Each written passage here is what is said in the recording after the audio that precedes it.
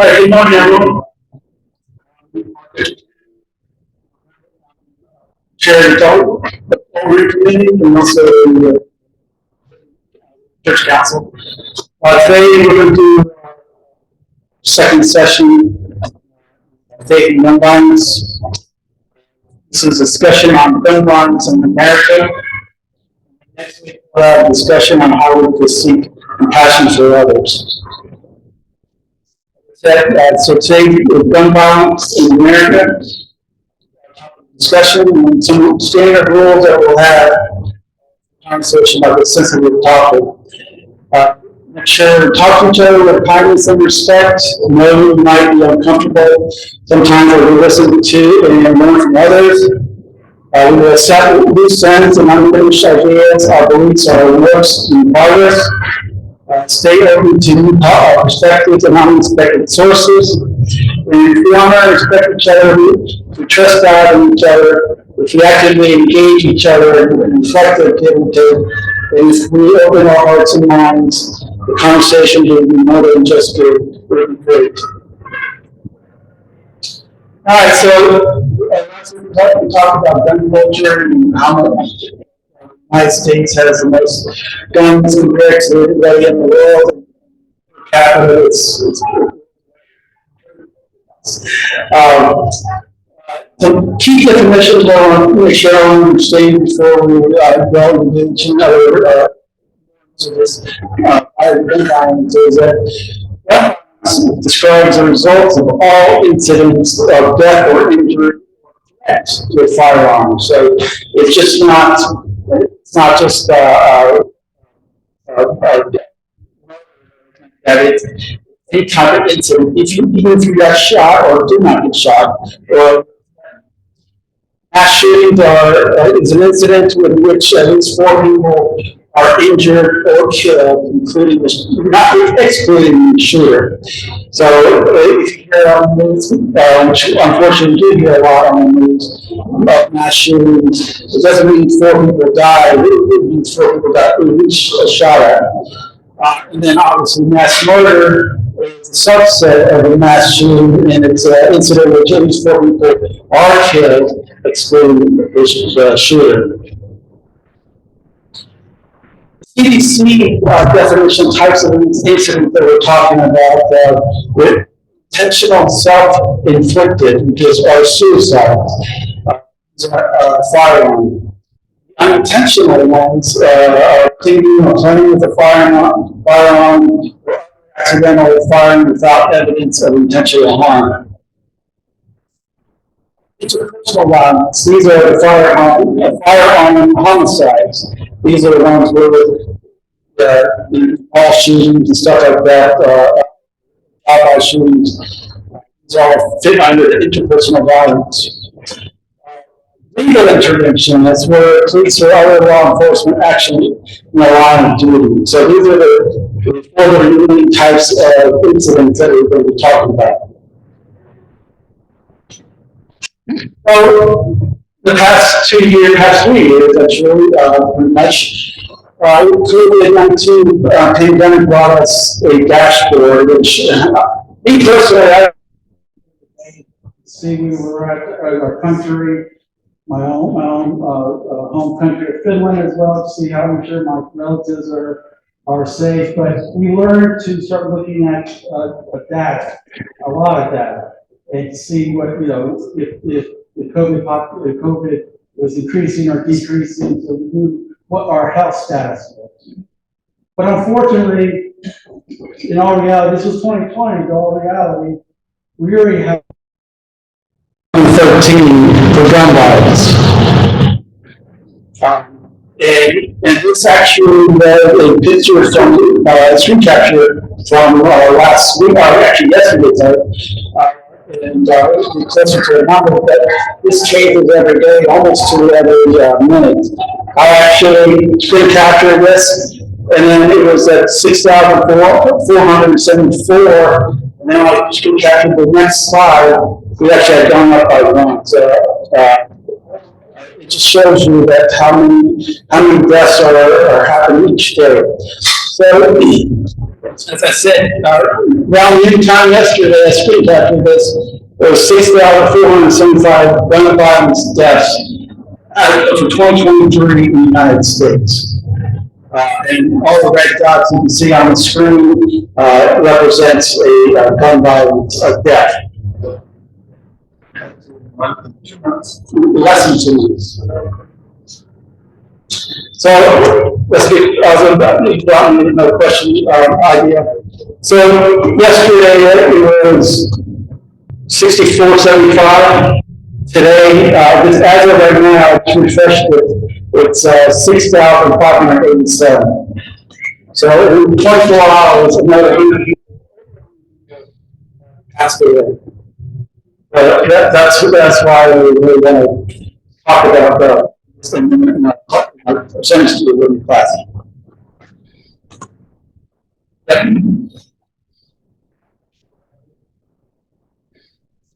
Yes,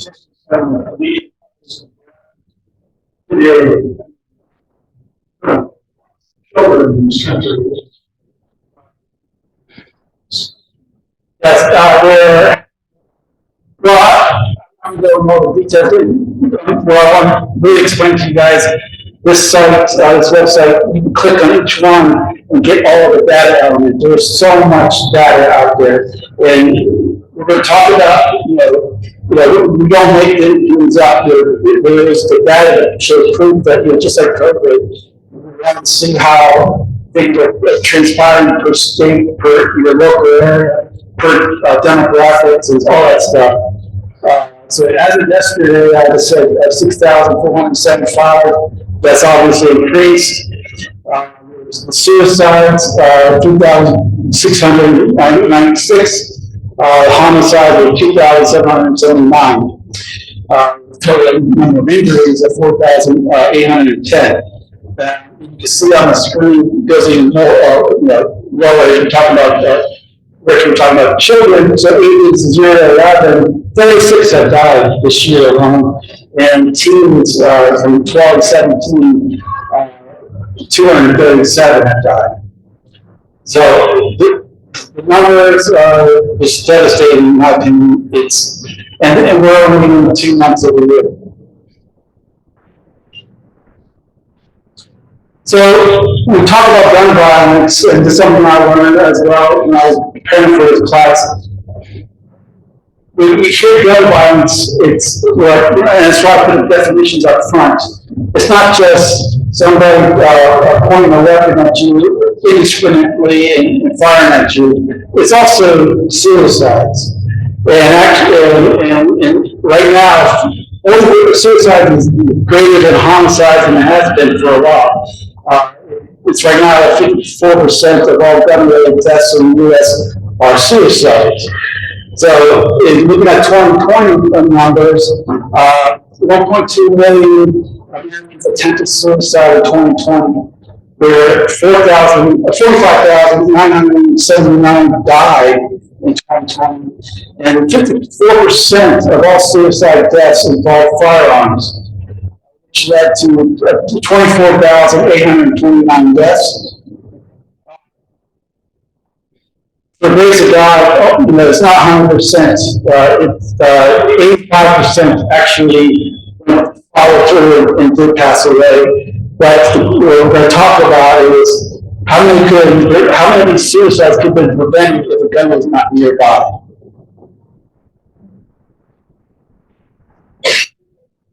So the second half of the is the homicides.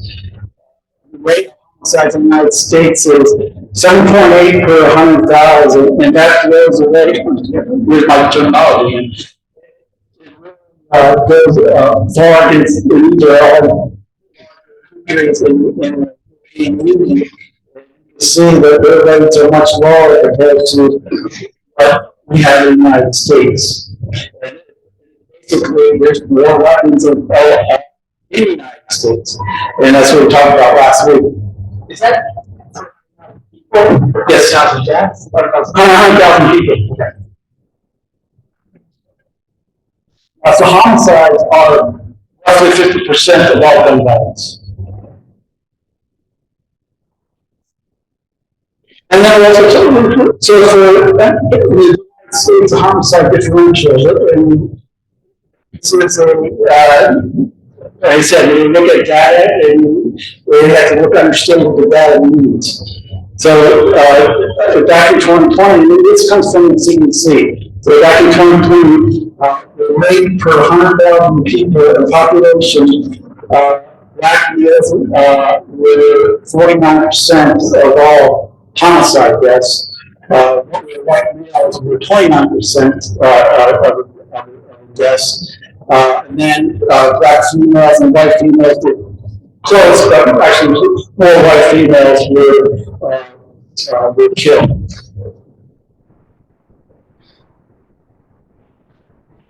So that's one thing, every time you hear mass shootings, mass murders, all daily homicides, maybe not even in their own town, but you hear it on the national news.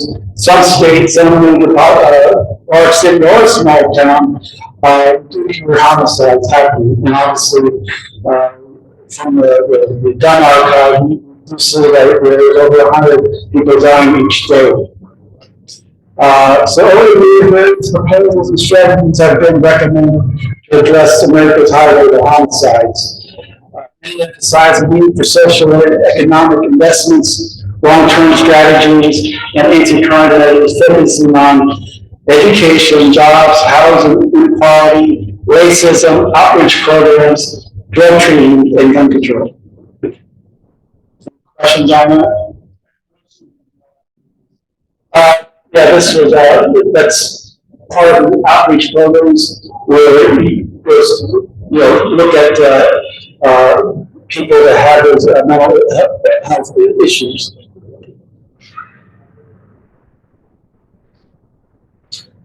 All right, so just like last week we have 2 videos and we'll have questions afterwards. We can have engaging in conversation. But this video this comes from Vox. It's called The State of Gun Violence in the United States. It explains in 18 charts.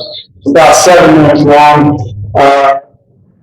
Talks about no other developed country in the world has anywhere near the same rate of gun violence as America. The U.S. has nearly 6 times the gun homicide rate as Canada. More than 7 times as Sweden, and nearly 16 times more than Germany. The debate over gun regulation in the United States seems irretractable, but there is one fact that both sides can agree on. Mass shootings are just the tip of every complicated problem.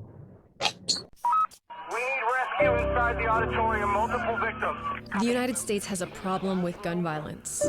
We hold the victims in our hearts. Perhaps we may never fully understand it. We talk about it after mass shootings, but it's much larger and more complicated than those debates allow. Here's what you need to know about the state of gun violence in America. It's true that the U.S. sees many more mass shootings than these other developed countries. Between 2000 and 2014, there were 133 mass shootings in public populated places. That's excluding gang violence and terrorism. Of course, the U.S. is a much larger country, but if you adjust for population size, it still ranks higher. Of these countries, Finland is next, with just 2 shootings over 14 years, but a much, much smaller population. And this type of tragedy seems to be happening more often in the U.S. Each of these squares represents a public mass shooting with 4 or more fatalities. Before 2011, they happened 6 months apart on average. But since then, only 2 months go by between them. I hope and pray that I don't have to come out again during my tenure as president to offer my condolences to families in these circumstances. That was October 1st, 2015. And just about 2 months later, yesterday, a tragedy took San Bernardino, and our first order of business is to send our thoughts and prayers to the families of those who've been killed. Public mass shootings get all the attention because they're often so indiscriminate. But the truth is, mass shootings are unlike most gun deaths in America. Here's how it breaks down. According to the most recent data, 92 people are killed with guns every day on average. About 30 of those are homicides, of which maybe 1.5 at most can be considered part of mass shootings. Most of those killed, 58 people a day, are suicides. The rest are accidental shootings, police actions, and undetermined incidents. Those suicides, they show up in international comparisons too. These are the 10 countries ranked highest on human development by the UN. The US has the highest suicide rate among them, and this darker bar shows how many of those are with guns. Some people think suicide isn't really relevant to the gun issue. But to go and think that some type of gun control regulations that are being talked about are going to stop somebody from committing suicide when there's so many other ways for people to commit suicide. But the methods that people use are important because suicide attempts often stem from temporary crises. The vast majority of people who survive suicide attempts don't end up dying from suicide, but guns make it nearly impossible to get that second chance. The victims of gun suicides are overwhelmingly men and mostly white. And the rate of gun suicides has been increasing in the US. At the same time, the rate of gun homicides has been decreasing, especially since the 90s when crime rates in general were higher. But if you compare the US to other developed countries, it doesn't look like good news. These are homicides adjusted for population size. The US would probably have a higher homicide rate even without guns, but you can see how gun violence pushes that rate far beyond the other countries here. The victims of these shootings, they're not the ones you often see on the national news. They're disproportionately young black men. You guys can leave here and go on with your lives, but we gotta go home to empty rooms because our children's lives were taken away by people who should not have had guns anyway. One possible explanation is that the US simply has more crime than those other countries. But if you set aside homicides for a moment and look at rates of burglary or assault, you don't see that same spike that you see with homicide. It's not that America has much more crime. It's that crime in the US is much more lethal. Altogether, the number of gun deaths in the US from 2000 to 2013 exceeds the number of Americans killed by AIDS, by illegal drug overdoses, the Iraq and Afghanistan wars, and terrorism combined. It should be clear by now that this level of gun violence is a uniquely American problem among the developed world. And here's one reason why. There are a ton of guns in the US. This chart shows the estimated number of guns by country. It's adjusted for population size, and it's still not even close. The question that I would like to ask is how on earth could he compile 13 guns? How can that happen?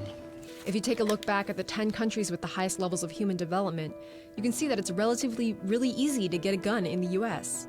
All of the other countries require a license to purchase most guns, and those purchases are recorded into an official registry. To get that license, people have to state a reason for why they want a gun. And in most of these countries, they have to pass a safety test and are required by law to store their guns safely. In part because of its lax laws, there are well over 300 million guns in the US, and counting. This chart doesn't reflect private sales, but it shows the number of background checks, which all federally licensed dealers have to run.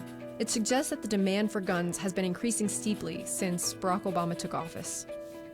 So we've looked at gun deaths and at gun ownership. This chart puts them together. It shows that among highly developed countries, the more guns in a country, the more gun deaths. You can see that countries like Switzerland, which have relatively more guns than a country like the Netherlands, also have a higher gun death rate. And here's the US. Likewise, US states with more guns have more gun homicides. There are outliers like Idaho, which has higher rates of gun ownership but low rates of gun murders. But overall, there's a correlation between gun ownership and homicide rates. And that relationship has held up in studies that control for things like poverty, unemployment, and crime. The correlation between gun ownership and gun deaths is even stronger for suicides. It makes sense. Depression with a gun is more dangerous than depression without one.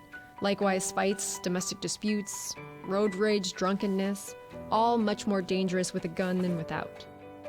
That said, you might need different policies to keep guns away from potential mass shooters than you would to keep them out of inner city gangs or out of the hands of someone who might hurt themselves. America doesn't have a gun problem. It has several of them. All right, that was a very interesting video presentation. So what So from the relationship, from what we talked about last class and today so far, how do you see the relationship between guns and violence?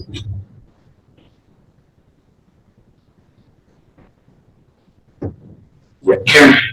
Well, that makes me feel terrible, terrible country. When we have so many deaths, my goodness, it's a dangerous place to live. Yeah. I was watching television this morning on Sunday morning on Channel 7, and it was talking about in Baltimore, and we were talking about an organization where they're trying to help Black men learn to control their emotions. And it's working where they're not taking knives and shooting someone. But we didn't even talk about two men staring at each other and then they take their gun and shoot the other one or whatever. I mean, it really is very sad. I'm very disappointed that I live in a country that has no laws about guns, very little, and this is the result. This is why we have all the violence we have. So, stating the obvious, so why don't we have laws? I think that there's such a strong blanket statement, but I think that there's such a strong belief that the right to bear arms is so important. Is it really more important than the safety of our kids? I mean, how important is that right? That video showed that the U.S. was the only one who had the law because we have the right to bear arms. Even up their gun. We also have a lot of gun manufacturers. I mean, is that not a large industry in this country? Yes. Well, yeah, it makes a lot of we have one manufacturer. We also have automobile manufacturers. Yeah, we have requirements for driver's license, we have requirements to drive safely, and yet, and the right to bear arms does not include the responsibility involved in bearing arms. And the fact that we have no registration, few background checks, to me, it's incredible that we can't put in regional laws that allows me to keep a gun, but not to have to register it, not to have to take safety to do those things. And that doesn't keep me from having a gun if I do those things. I mean, it seems to me we need those kinds of laws. That's not intelligence. Yeah, absolutely. Your intelligence is valid, but laws they say that you buy a gun, it will be registered. Legal transaction, not firearms, are registered, they are tracked. Traffic firearms, of course not. But private sale, not necessarily. But a lot of people do that because they want to relieve themselves of the responsibility in case of weapon issues of crime. So we're tracking policies here on firearms. It's just not allowed less. Yeah. But it's universal. State identification law. I don't. Now, every state has its own statute.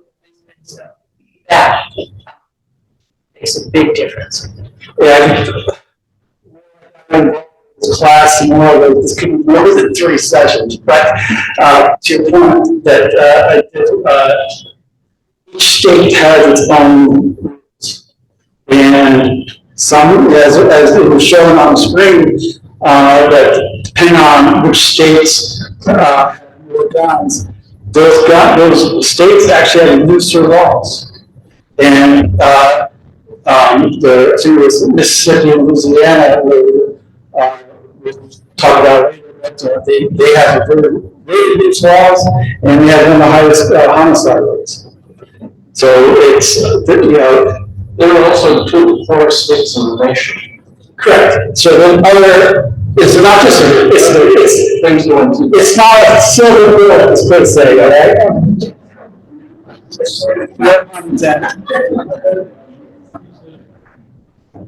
I think it's also important to put the Second Amendment in some politics, but when this was originally projected or suggested as amendment to the Constitution, think about the kind of guns that were available. These were muskets, these were unreliable guns, maybe Colt 45 pistols, but not the kind of weaponry that we have available today. You to kind of also think about being made today, entirely different. Yes, sure. So say that again. It was right after the Revolutionary War, in which he basically a militia defeated the British rule. And they hadn't been paid in most places. There were revolts going on around the country because people wanted some compensation for what they did in the war. They had a lot of anger built up behind that right to bear arms that had to do with the circumstance at the time.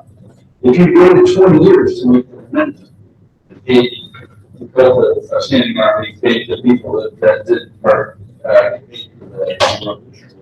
I think the whole thing back a little bit different. Today, keeping the right to bear arms in order to support a standing militia, that's not why people have guns. That's especially my age that wherever they are at. It seems like, wow, we've really lost track of the importance of that. Exactly right. Jeff, you had something to say? Oh, somebody that spoke about influence public work. I was just talking about the gun lobby. It's the first. Oh, yeah, Largest lobby. top two influence. Yeah, top two. Yeah. We were talking about the Second Amendment, and the thing that gets you is that it seems like so many people who are supporters of the Second Amendment forget the opening words, a well-regulated militia being necessary. Okay. Let's regulate the militia and the guns, right? How many people need a 15-shot magazine in their gun if they're going out deer hunting? If you need that many bullets to shoot a deer, you gotta learn how to shoot. Sorry, is it aware? Legislation being sponsored right now. Sponsored to make the AR-15 the National Guard of America. Yes. Yes, okay. Yes. Such a big task, it's ridiculous.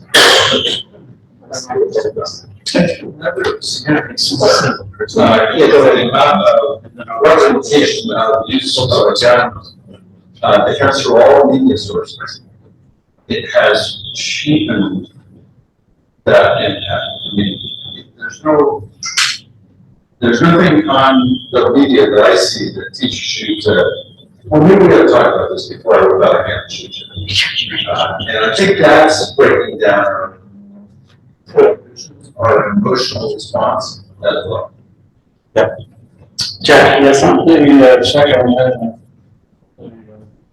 well-regulated militia in the 18th century vernacular, a well-regulated cited it.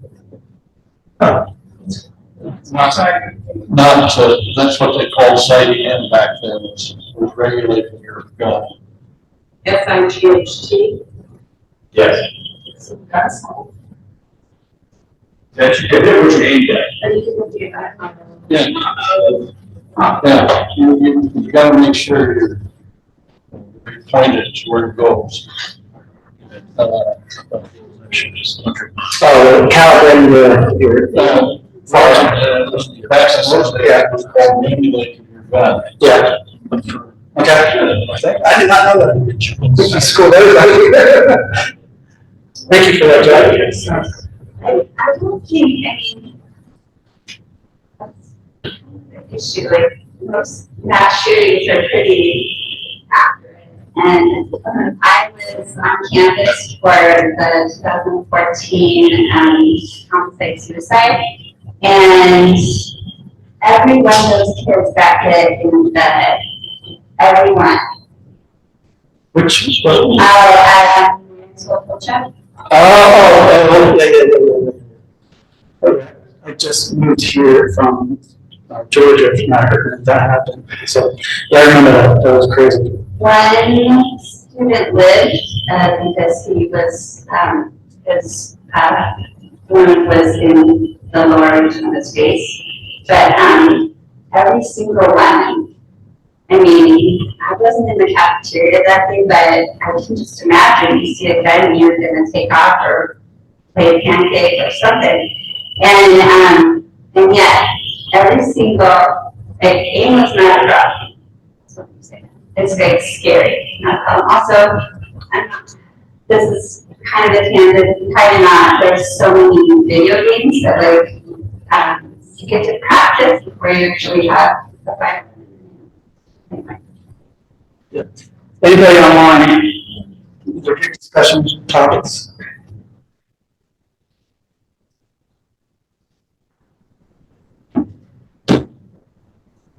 All right. We'll continue on.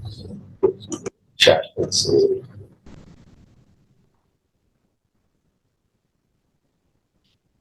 Sorry about that, Mark. Still working on getting the audio better for.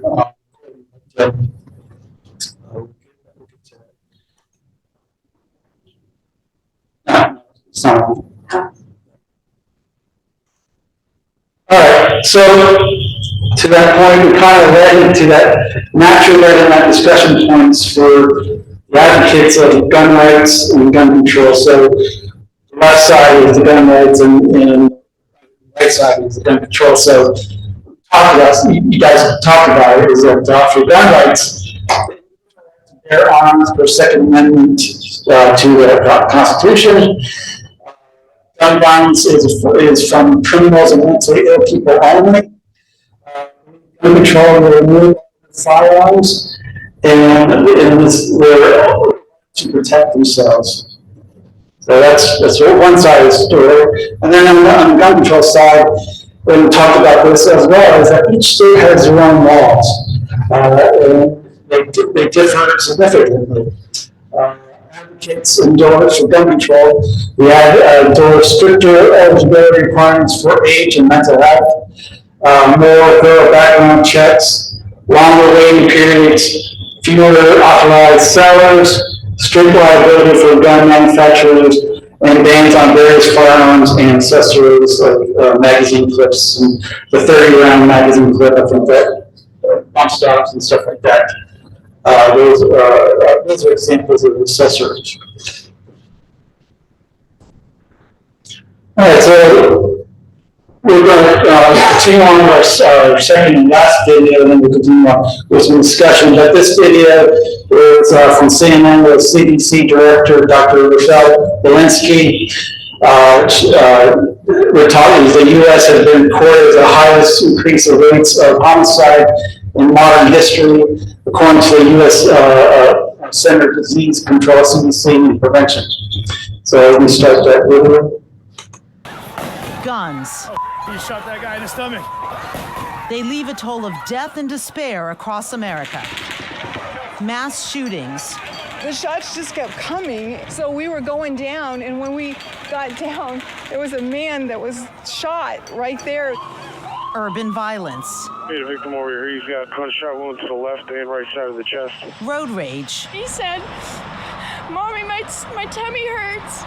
So she went and she picked him up, and he was bleeding on her. Suicides. He walked into a gun shop at 11:02, somewhere between 3 and 4 that afternoon. He shot himself. While Americans have begged for an end to this violence, the National Rifle Association is a powerful force in Washington. Semi-automatic firearm technology has been around for 100 years. They're the most popular guns for hunting, target shooting, self-defense. In the 1990s, the NRA convinced Congress to cut all of CDC's funding for gun research, a loss equivalent to millions of dollars a year. Fearing further cuts, CDC leaders publicly were all but silent for decades, even as tens of thousands of Americans died from gun violence year after year after year. But now, in a stunning turn, the current director of the CDC is announcing a plan to reduce gun violence, sharing it exclusively with CNN. This is actually a stunning moment that a director of the CDC is even talking about this issue, is even using the word guns.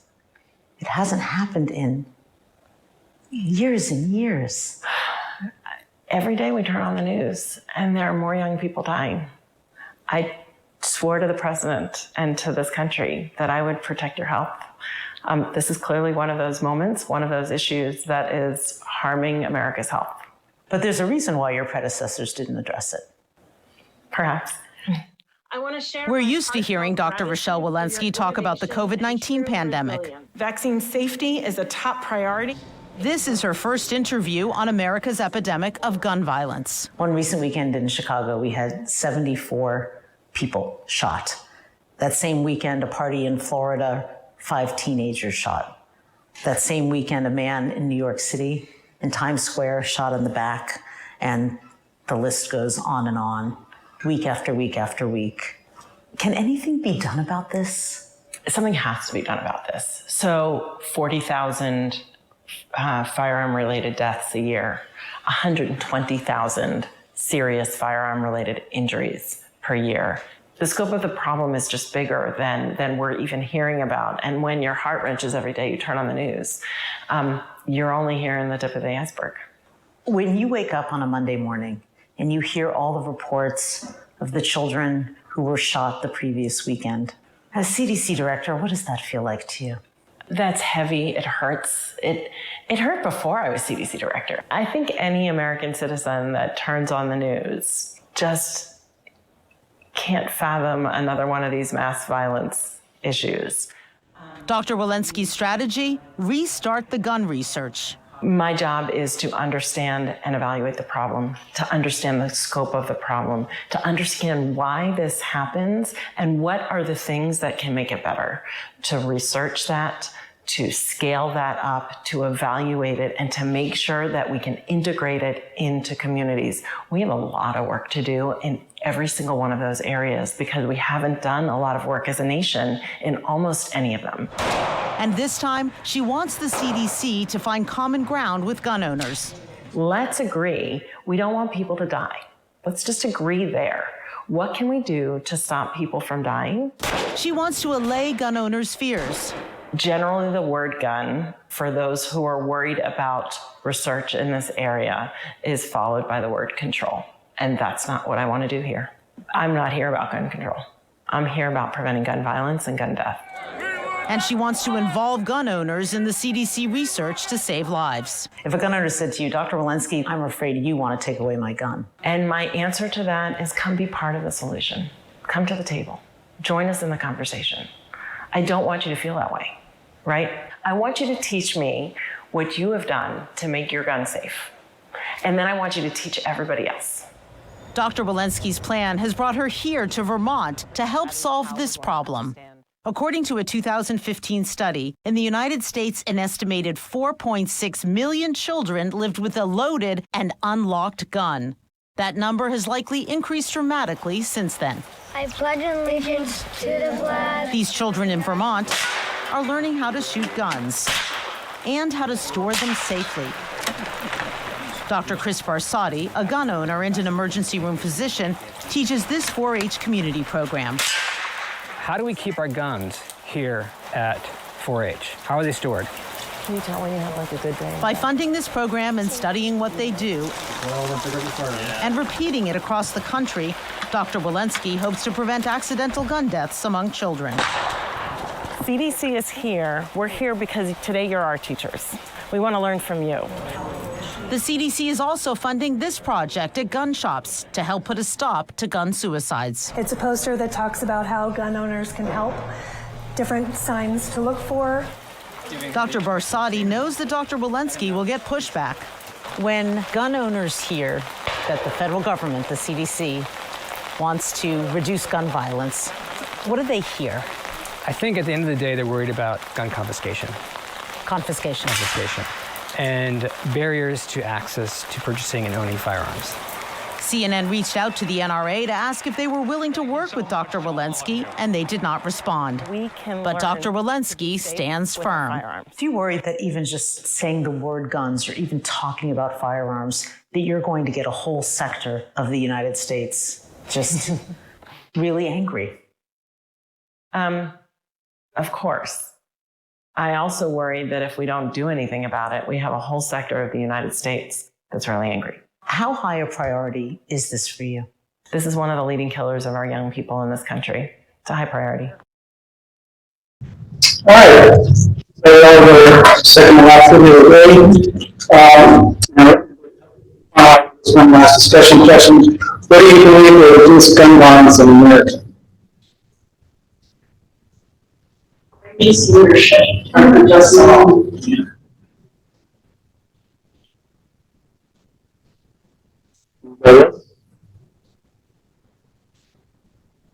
Getting people to understand that with any right, there's also responsibilities. Whether it's the right to drive, the right to vote, the right to own a gun, you have a responsibility to think about it, to be cautious what you're doing with those rights. Yeah, absolutely. I was struck by Dr. Walensky's comment that she said to ask someone what are they doing to make sure they're a safe owner of a gun. All right.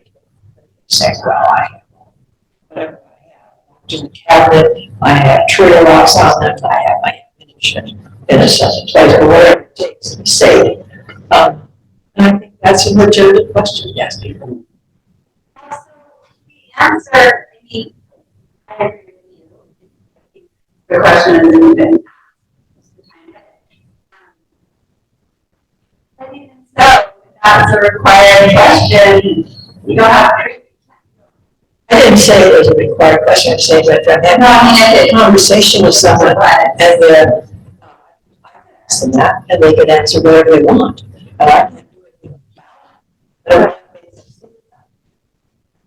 Yes. I agree with that, but I think we have a problem, right? For crisis level, I think have to be more laws. I mean, and it's just, the student that was the shooter at the municipal project, the gun that he brought to school was kept in the safe, and it was at his uncle's house, yet he didn't get it. There's no, anyway.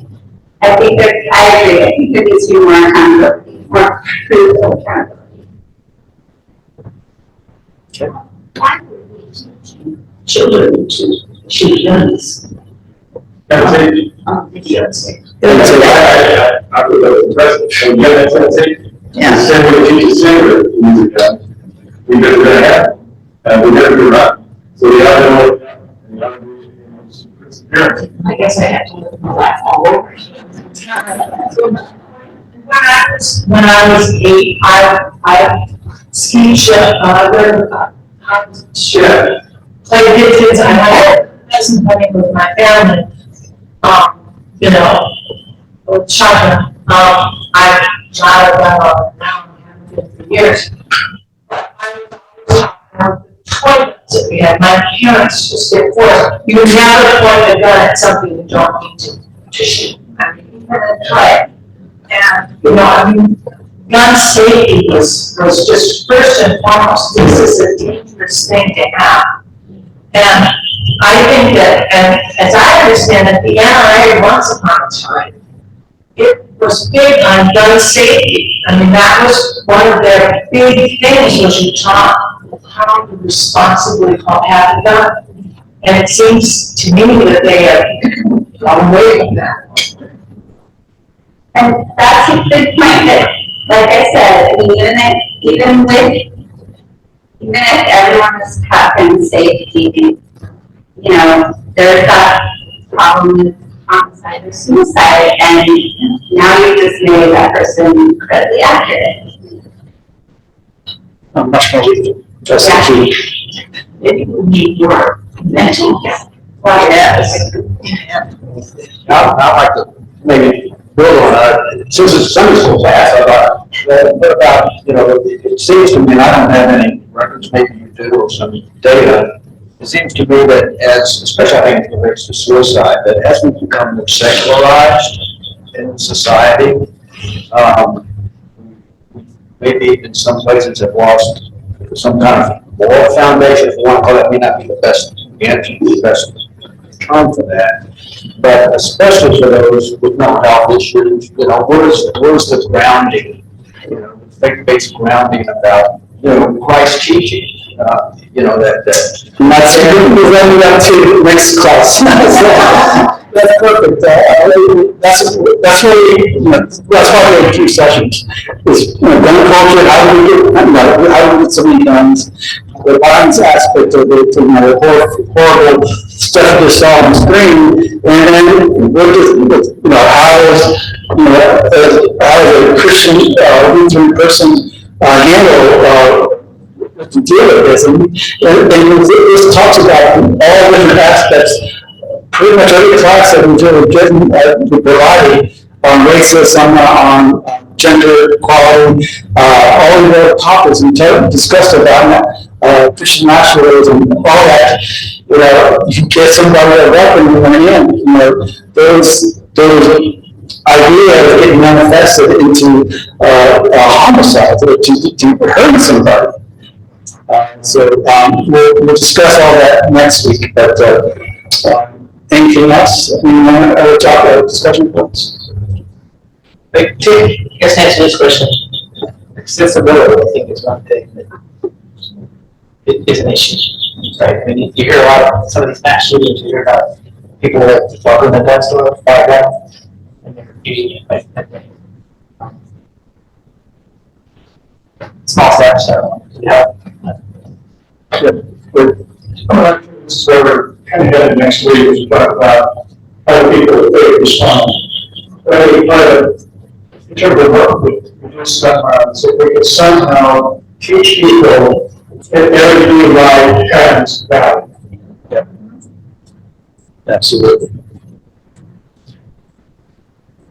Anybody else? I see that. Anybody online? Or Jim?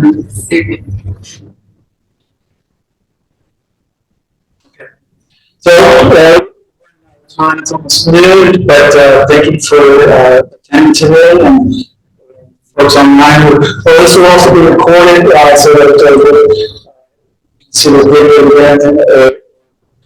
Set the signal on the recording so that people can hear other people speak. Also, thank you for engaging in conversation, and see you next week.